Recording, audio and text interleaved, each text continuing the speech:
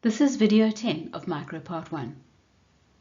We are continuing with applying consumer theory, and in this clip we'll carry on with the idea of income elasticity of demand. In the previous video, we saw how changes in the consumer's income could shift the demand curve. We derived an income consumption curve and an Engel curve. And we introduced the idea of income elasticity of demand, which we develop more fully in this video clip. Income elasticity of demand measures how responsive demand is to changes in income. It's the percentage change in quantity demanded over the percentage change in income, or in the familiar notation, delta Q over delta Y, change in quantity over change in income, times Y over Q.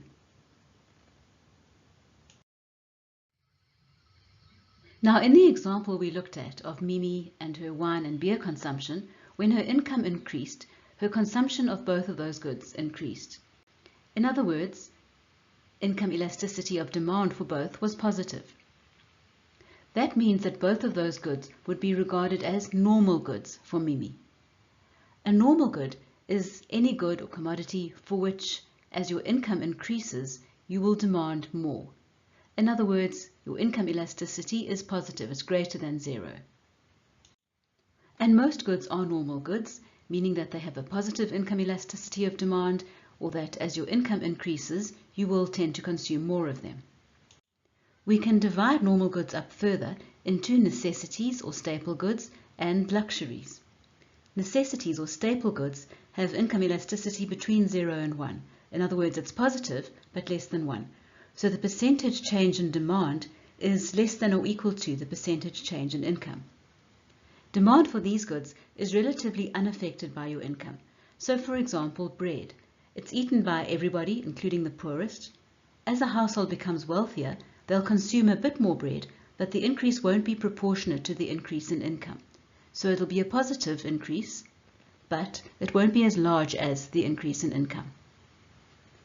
Luxuries, on the other hand, are goods and services for which income elasticity of demand is greater than 1. In other words, the change in demand is proportionately greater than the change in income. So for example, if your income elasticity of demand is 3, a 1% increase in income would cause a 3% increase in demand for that good. Examples of luxury goods might be jewelry, many high-tech goods, and status symbol type purchases as well. For some goods, however, less is demanded as income rises, and these are known as inferior goods. So the income elasticity for an inferior good is negative, it's less than 0. These are not necessarily defective or low quality goods, but they're often goods that are consumed in large quantities by the poorest, who tend to substitute away from them as incomes rise. So examples might be retread tires instead of new tires, cheaper cuts of meat, or second-hand clothes instead of first-hand clothes. Also note that whether a good is inferior or not will vary according to how the consumer sees it. So a good that is inferior for some people need not be inferior for everybody. Somebody might regard it as a perfectly normal good, whereas someone else regards it as an inferior good. This slide shows some measured income elasticities of demand for various types of goods for both low and high income households in South Africa. For the high income households, you can see that almost all of those categories of goods are regarded as staple goods. So as their income rises, they will consume more, but not proportionately to the increase in income. The exception there is furniture, which is the only one with an income elasticity greater than 1. So for the richer households, as income rises, they would spend proportionately more than the income increase on furniture. For the lower income households, more of the goods are regarded as luxury goods. So for example, especially cakes and biscuits, cheese and pure fruit juice are strongly evident as luxury goods. That means that they have an income elasticity greater than 1. As income rises, those households will consume proportionately more of those types of goods. Also notable for the lower income households is that candles, paraffin, and ordinary radio show up as inferior goods. They have a negative income elasticity of demand, meaning that as incomes rise, less of those goods will be consumed proportionately. So as income rises, demand for those goods will actually decrease. The reason for that is that the consumers will be substituting away from them towards better quality substitutes. So for example, instead of using paraffin, as their incomes rise, the household will shift towards electricity instead.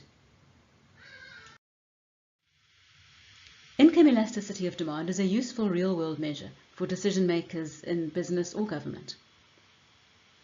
From the perspective of firms producing and marketing and supplying different types of goods, income elasticity of demand will affect the product's success at different stages of the business cycle.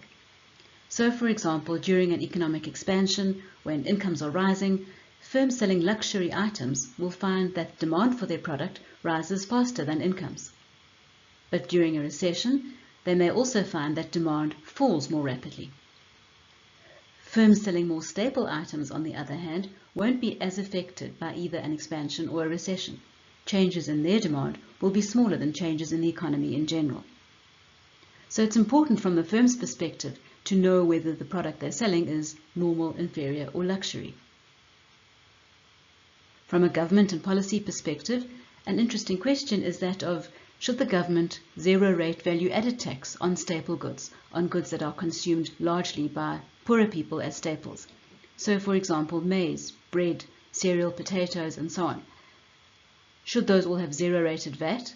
And should we then have higher VAT on luxury goods, like electronic equipment, binoculars, lawn trimmers and air conditioners, dishwashers and tumble dryers that are mainly consumed by higher income consumers? And that was actually a proposal put forward by COSATU some years ago. Currently zero-rated, and we can have a closer look at the next slide, are several food products, as well as intermediate products or important inputs like petrol, diesel, and paraffin, because those have knock-on effects through the other sectors of the economy. So this slide shows 19 zero-rated VAT basic food items. So these are VAT exempt because the government appreciates and understands that they are consumed as staples. They're an important part of the nutrition of poorer households.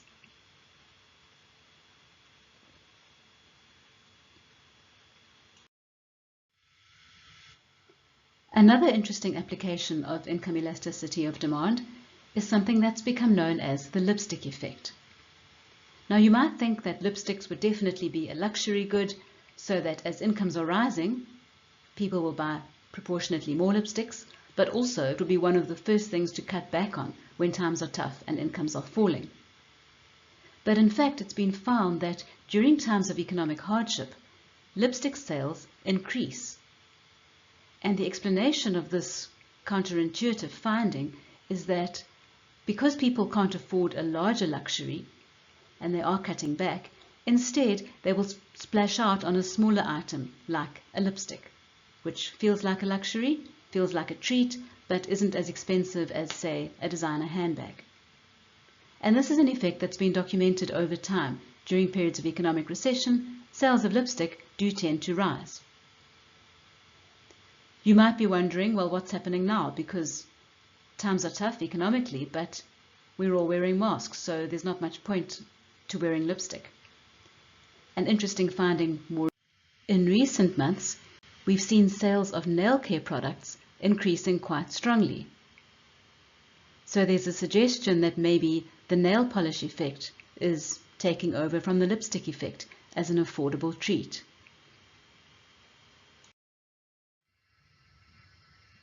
And here's one more income elasticity indicator, and that is the MUI, or the Men's Underwear Index.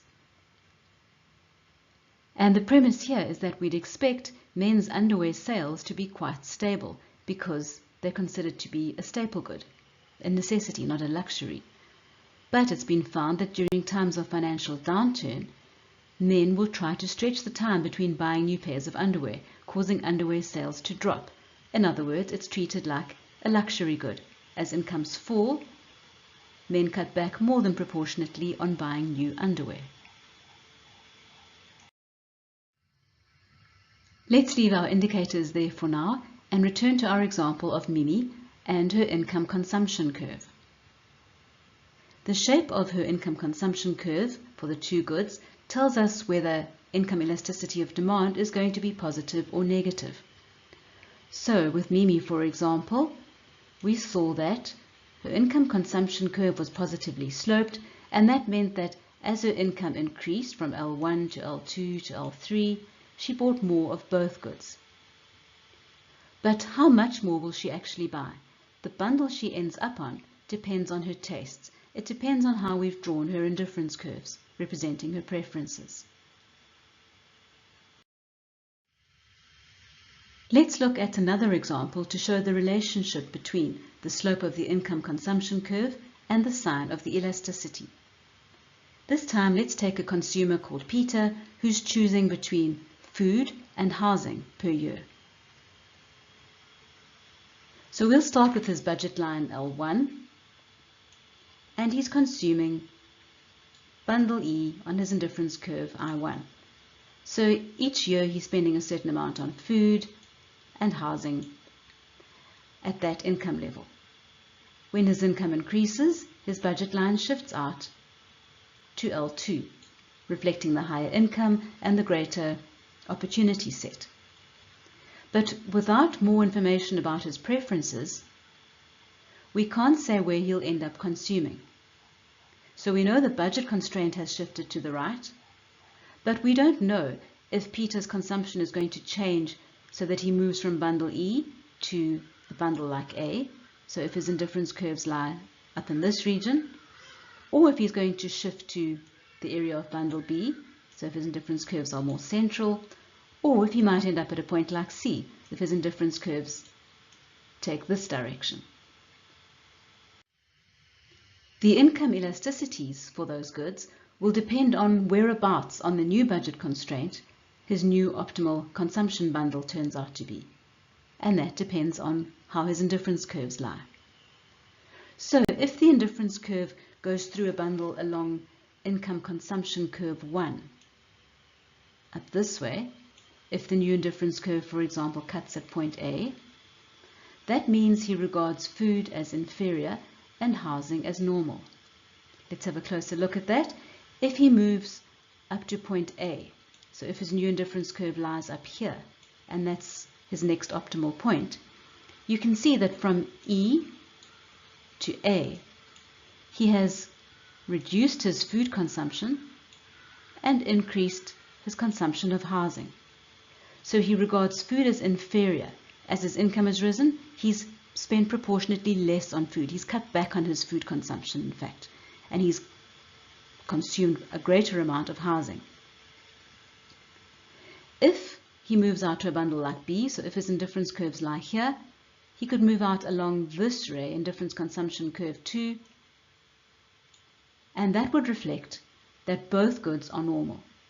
Why? Well, if this is his income consumption curve, you can see it's positively sloped. As his income has risen, he's consuming more housing and more food. They're both normal. And then the third option, obviously, is if he consumes somewhere along income consumption curve 3, his next indifference curve lies down here, his next optimal bundle is at point C. That means he regards food as normal because at point C he's consuming more food with his higher income, but housing is inferior because from E to C his consumption of housing has come down. So any of those possibilities could happen. It depends on his indifference curve and how he views the two goods. Let's consider another application, and that is the idea of an Engel curve for fast food. Perloff looks at this for America, but it's relevant to us here in South Africa as well. So he asks, is a meal at a fast food restaurant a normal or an inferior good? As incomes have risen over the last few decades, people have spent a larger share on fast food, so it looks very much like a normal good. In South Africa, the percentage of adults who buy fast food at least once a month is now over 80%, and growth in this sector is forecast to carry on being very strong, in excess of income growth. The graphic shows some of the biggest fast food brands in South Africa, and also shows how the number of South African fast food consumers has grown dramatically. One reason for this has been the expansion of fast food outlets across South Africa, so increasingly opening outlets across the country, including in rural areas and in townships. Another important factor is the increase in women's participation in the labour force.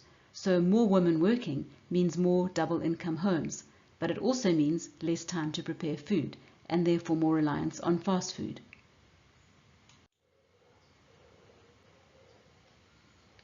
Nutritionists have blamed the growth of the fast food industry for increasing obesity rates.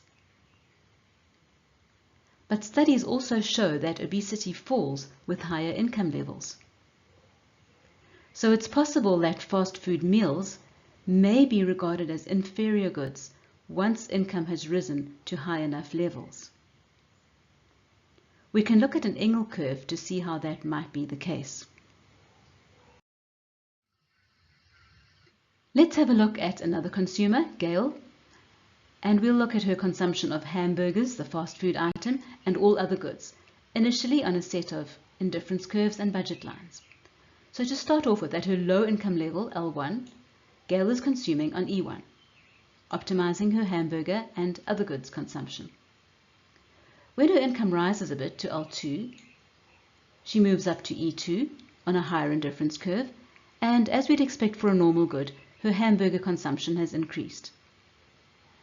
But once we move beyond L2, if her income rises even more, she's now getting pretty wealthy, and in moving up to the higher indifference curve and bundle E3, she actually cuts back on hamburger consumption. She substitutes away from hamburgers because she now regards them as inferior goods. At her new higher income level, she'd rather consume other goods and consume less of hamburgers instead. And this shows up on her Engel curve in the lower panel as well.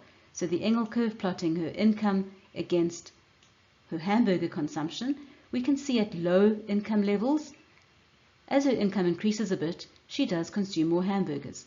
But once she gets to a particular level of income, she starts feeling richer, regards hamburgers as an inferior good, and she cuts back on her hamburger consumption, choosing to consume other things like sushi or steak, for example, instead. So it's possible that a good could change from being a normal good at low income levels and then be regarded as an inferior good at higher income levels. That takes us to the end of this look at how income affects the consumer's demand curve and the idea of income elasticity. In the next video clip, we return to price changes.